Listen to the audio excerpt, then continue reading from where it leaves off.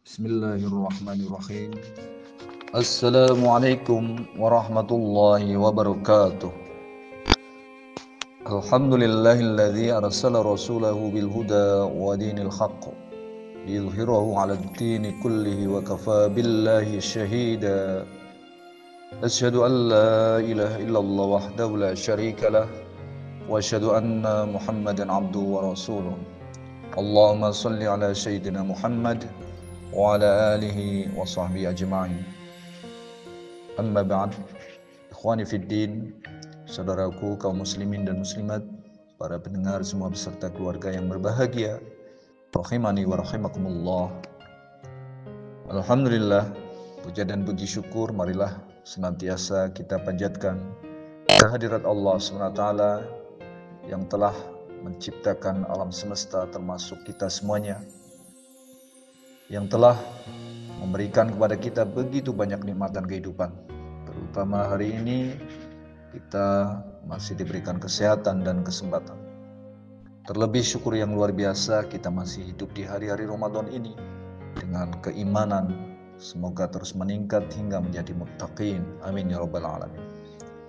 Salawat dan salam semoga senantiasa tercurahkan kepada tauladan uswah kita Rasulullah Muhammad sallallahu alaihi wasallam dan keluarga beliau, para sahabat beliau dan semua pengikut beliau hingga akhir zaman. Amin ya rabbal alamin. Ikhwani fiddin, saudaraku yang berbahagia, rahimani wa rahmatullah. Pertemuan yang lalu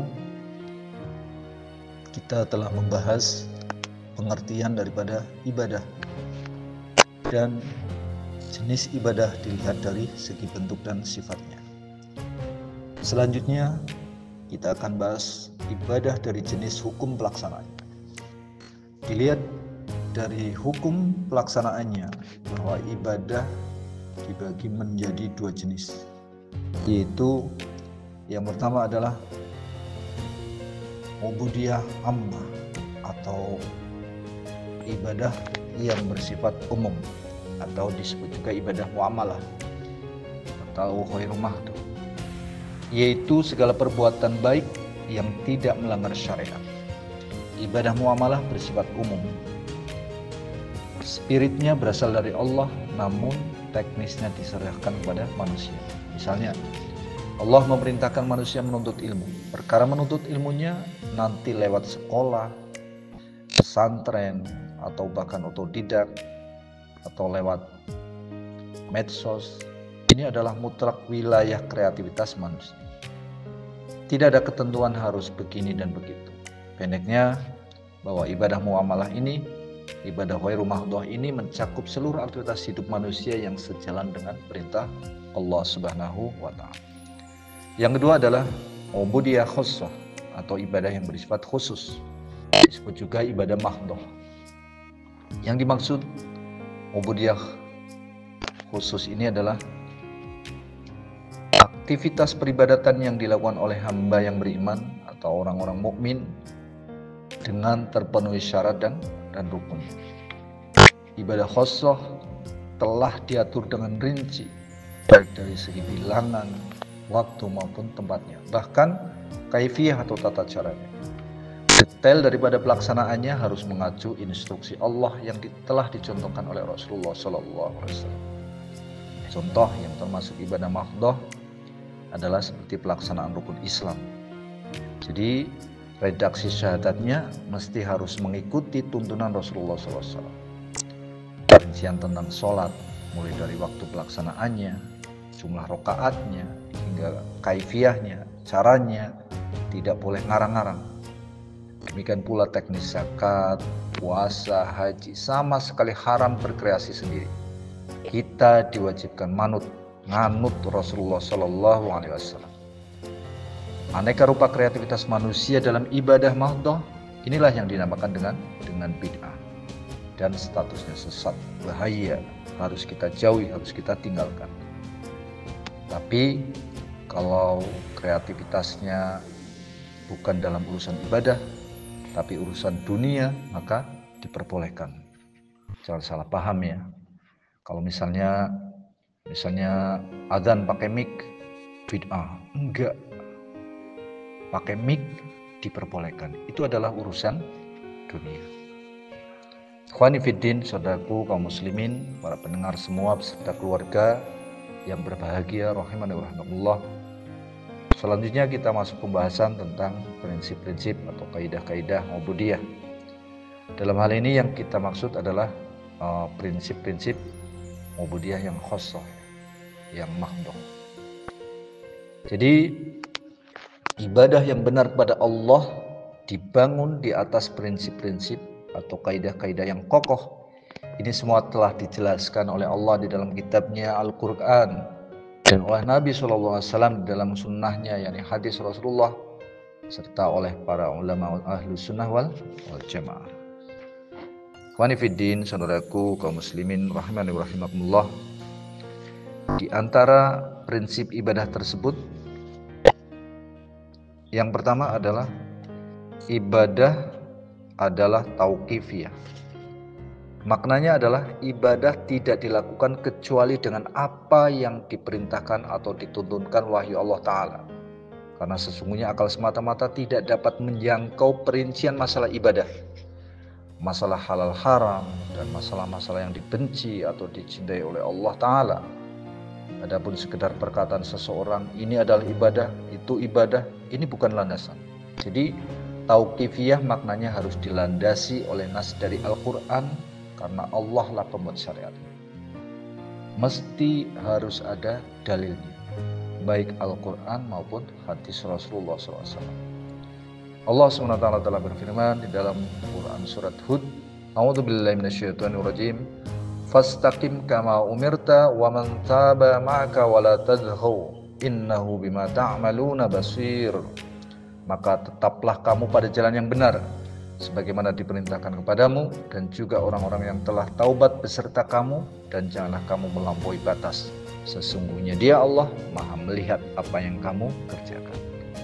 Quran surat Hud ayat 112. Ayat ini dengan tegas menyatakan bahwa beribadah harus mengikuti perintah Allah dan tidak boleh melewati batas. Kemudian prinsip yang kedua adalah bahwa ibadah harus dilakukan dengan ikhlas, bersih dari noda-noda syirik besar maupun yang kecil. Ikhlas secara bahasa berarti memurnikan.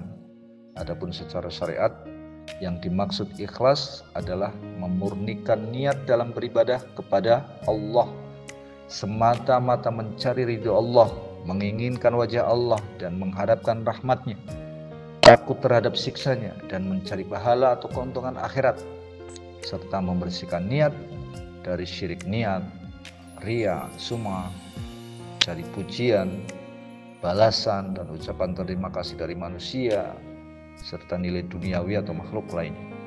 Ingat, Rasulullah SAW bersabda, Innallaha la yaqbalu minal amala illa ma kana lahu khalisan wa btuhiya bihi wajhu. Sesungguhnya Allah tidak akan menerima dari semua jenis amalan kecuali yang murni untuknya, untuk Allah, dan untuk mencari wajahnya. Hadis riwayat An-Nasai. Jika ibadah dicampuri dengan syirik, maka syirik itu pasti akan menggugurkan ibadah tersebut, betapapun banyak ibadah yang telah dilakukan. Allah Ta'ala berfirman, A'udzubillahi minasyaitonirrajim, Walaqad uhiya ilaika wa ilal ladzina min qablika la in asyrakta la yahbatanna 'amaluka wa la takunanna minal khasirin. Dan sesungguhnya telah diwahyukan kepadamu dan kepada nabi-nabi sebelummu, jika kamu mempersekutukan Allah, niscaya akan hapus amalmu dan tentulah kamu termasuk orang-orang yang merugi. As-Zumar ayat 65. Jadi yang pertama, ibadah mesti tauqifiyah. Yang kedua, ibadah harus dilakukan dengan ikhlas. Dan yang ketiga, prinsip ibadah harus mutaba'ah, ittiba'ur rasul, yaitu meneladani Nabi SAW.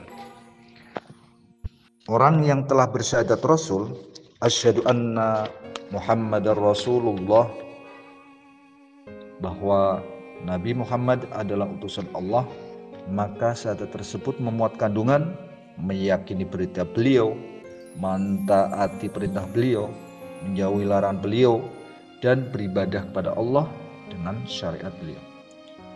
Allah SWT berfirman di dalam Quran surat Al-Ahzab yang artinya, sesungguhnya telah ada pada diri Rasulullah itu suri teladan yang baik bagi kamu, yaitu bagi orang-orang yang mengharap rahmat Allah dan pahala hari kiamat, dan banyak menyebut Allah. Sehingga siapapun yang beribadah dengan tidak mengikuti sunnah atau ajaran Nabi SAW, maka ibadahnya tersebut tertolak. Nabi SAW telah memperingatkan dengan sabdanya, "Man ahdatsa fi amrina hadza ma laisa fihi fahuwa raddun." Barang siapa membuat perkara baru di dalam urusan kami, yakni urusan agama, apa-apa yang bukan padanya, maka urusan itu tertolak. Hadis riwayat Bukhari dan Muslim. Ikhwani fiddin rahimana wa rahimakumullah. Para ulama sepakat bahwa prinsip ibadah kedua dan ketiga tadi merupakan syarat daripada diterimanya suatu amal ibadah dan mutlak harus dilaksanakan.